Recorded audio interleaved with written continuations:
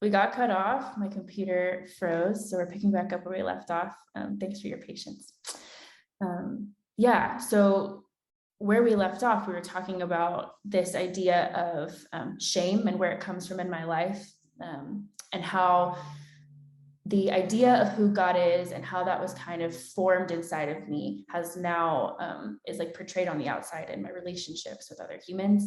I will shut down when I feel like I've done something wrong, or I feel like I'm in trouble for some reason. And a lot of this too, I was wanting to say this before, it's sometimes not that I've even done something wrong. It's all perception, right? It's like that I think I have done something,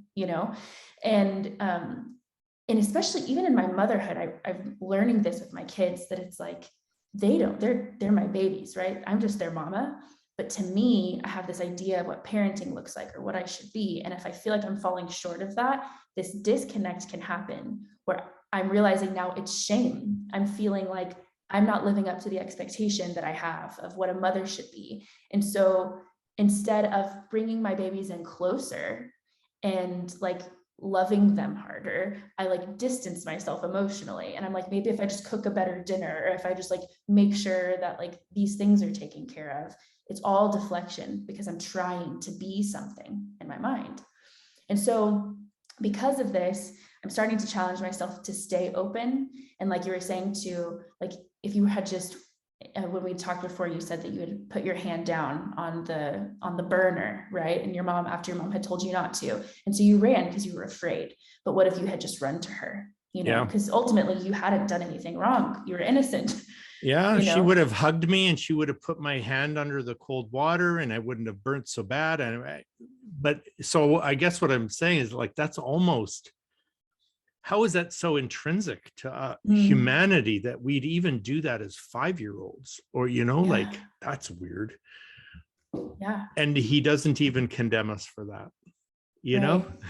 Yeah. And as I'm challenging myself to stay open and to share, even the shame and the feelings of shame, and articulating that to the people in my life, I'm getting opportunities to experience the embrace.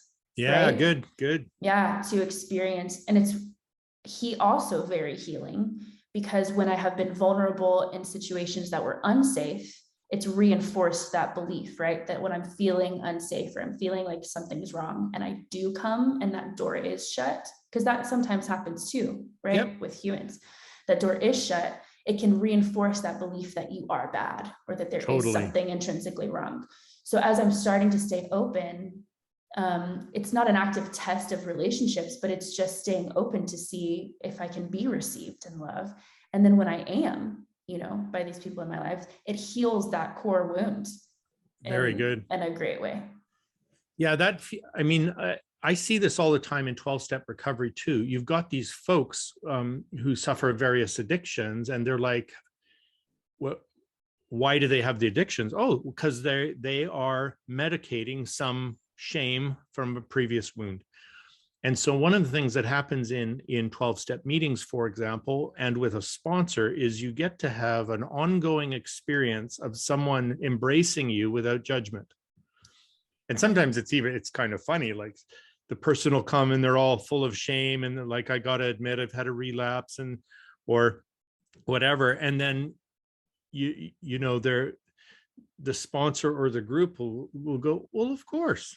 Like they don't make it shameful, and it's a gradual, what you're experiencing too. It's this gradual re-education about an embodied welcome.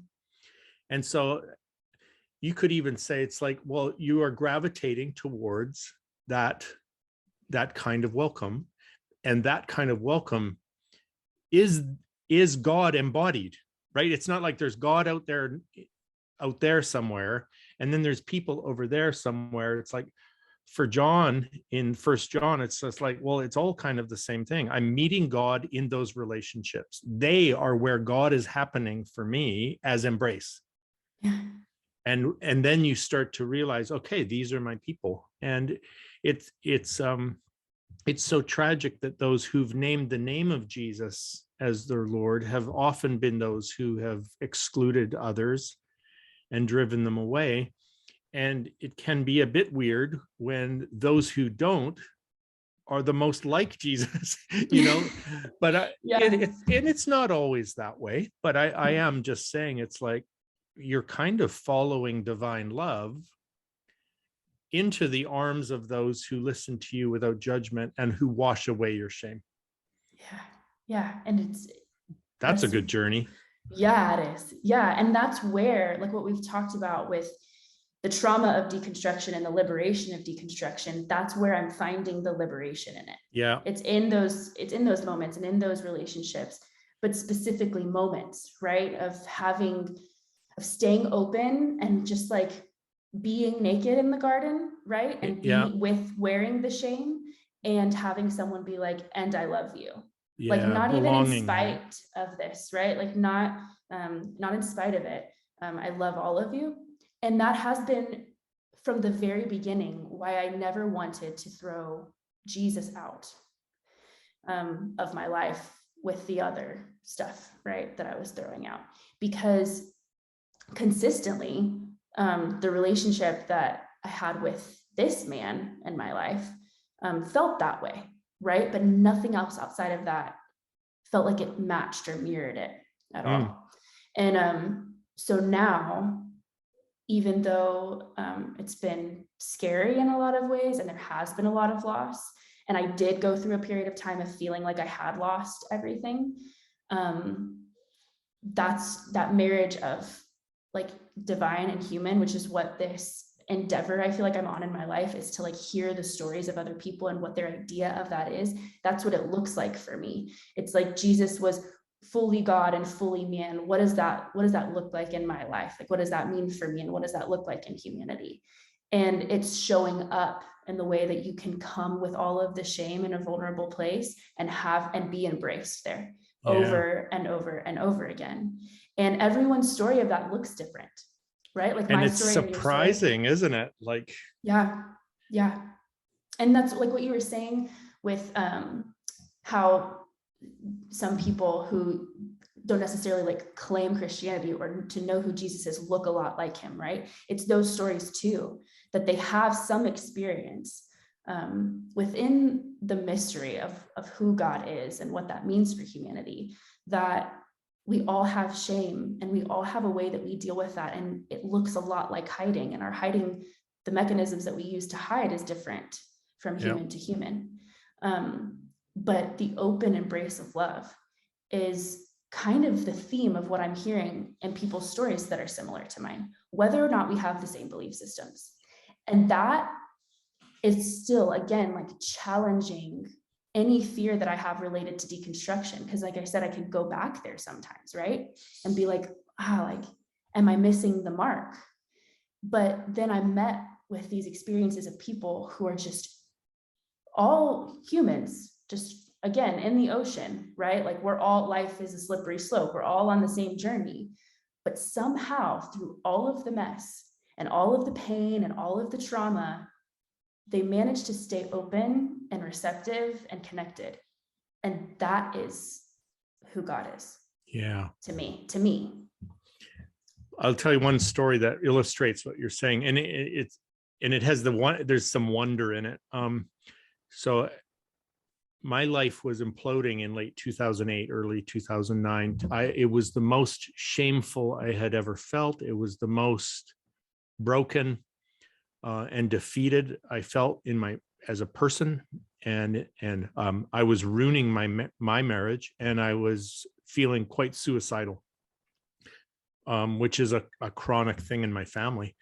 And I wanted to hide, but I knew I was on the edge of like this ending it. And so I was aware that a group of people with disabilities who live in a care home had started a coffee house with their care workers for people with disabilities. And by this time there was like the coffee house would be Monday mornings, 150 people would show up. They were driving for more than an hour to come to this thing. And all it was a sing-along And you can imagine people with Down syndrome and autism and people in their wheelchairs, like that's over half the group, and the rest were care workers.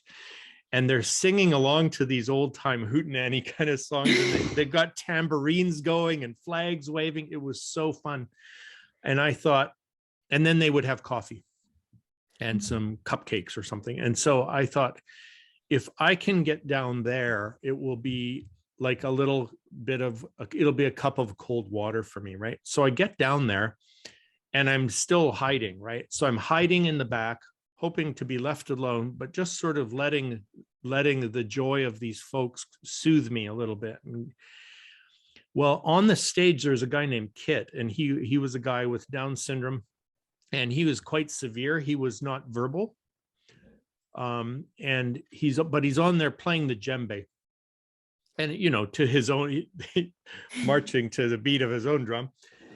And from the stage, he sees me hiding in the back, and he leaves his djembe and the band, and he walks all the way through the group of people, and he grabs me by the arm, and now he drags me up to the front, and he sits me in the front row. And then he sat down beside me, and he grabbed my head with both hands, and he pulled it down to his heart, and he began to stroke my hair. And I just began to bawl like a baby. And I'm like, I felt the love of God.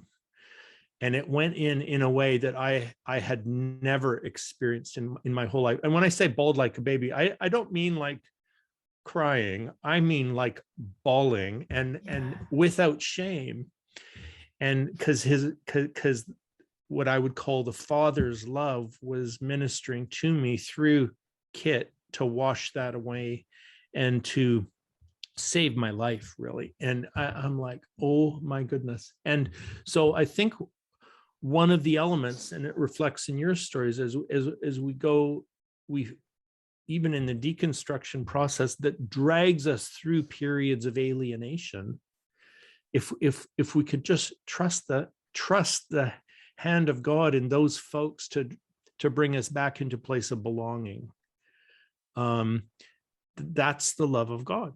But it takes some patience, because sometimes there's that in between place that's so horrible, where you feel isolated and alone, and you despair, and people feel bereft, but it's not over. It's not over. And but the courageous part on your part is like when you take down the wall to let someone show you that, rather than turn them away from you. So that was a real hinge point for me in my journey. Thank you for sharing that story with me. And that's how I feel with my children often, having those moments where their hands or their embrace is the embrace of God in my life, and it washes away my shame. And I think that's where I want to end today, with that story. And I feel like the stories that you've had to share, it's like I'm having this beautiful conversation with you, and they validate, right, my own experience and add to them. So I thank you for your wisdom and for your time. But before we go, and I didn't necessarily tell you about this, but I'm going to give you a phrase, and then when I give you the phrase, I would love it if you could just tell me the first thing that comes to your mind, whether related to this or unrelated is fine. Okay.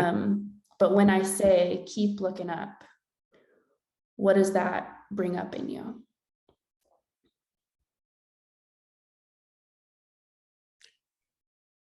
Well, I right away see an image of myself at the very bottom. So if you think about the abyss and bottoming out on every coping mechanism and every other hope, and then I look up from there, and I do see Christ's wounded feet on the cross, and I feel like that's where the cross is. It came down to my bottom. It came down to my dark place. I don't have to work myself out of there to find him. He came down. He the creed, Apostles' Creed says he descended into hell. So if I can just say, yeah, I've bottomed out, and you say, well, keep looking up. That's the first thing I see. And so thank you. Thank you. Thank you so much. I appreciate it. Much love to you. You too, my friend. Yep. Goodbye. Ciao.